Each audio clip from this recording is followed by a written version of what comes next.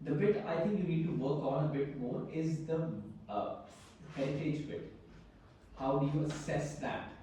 Okay. Is it just through interviews? Are there other indicators that can be used? Like for example, you said windows were they replaced? I doubt they were replaced. Maybe secondary glazing. Yeah.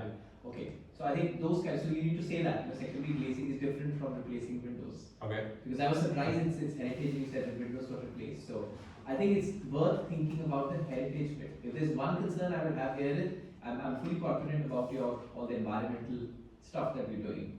But the heritage bit that you're bringing together, you need a bit more work on that, on how to assess that in terms of the retrofit. Because if you're able to bring the two together, energy conservation and heritage conservation, I think it's a great piece of work. Okay. So well done. Right. Thank you. So let's pick from this next. Arda. Okay, so I want to continue with that. So you may need actually to consult an expert in conservation Okay. about all that because you are not an expert. And we have in school some people who are very knowledgeable about this area. Yeah, I think it's also very clear and very achievable. Okay. Great. Thanks.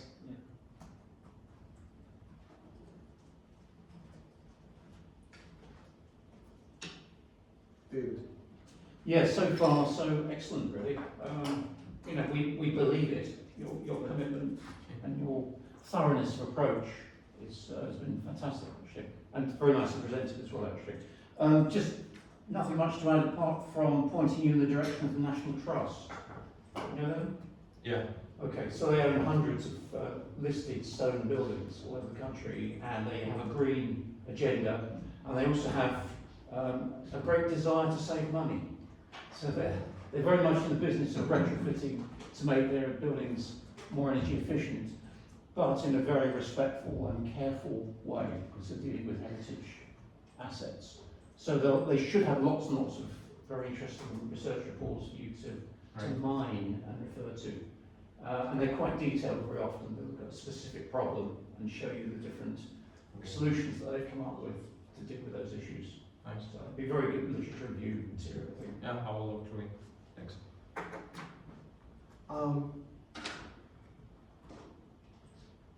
The one thing I would say is, and this goes back to the heat pump question. Which you didn't answer. Yeah, which you didn't answer. You have had that discussion. I think. Yeah, When you're looking at listed buildings. Yeah. Now, for me, the initial answer on the heat pump is probably there's something about the listed status that prevents a heat pump from being a valid solution. Yeah. When you're looking at something that is scalable and can be rolled out, or even on this particular thing, you need to acknowledge the fact that every listing is different. And especially with grade 2 and 2-star listed buildings, grade 1 listed buildings are pretty much sealed in amber. But the 2 and 2 stars have aspects that are listed and are not listed.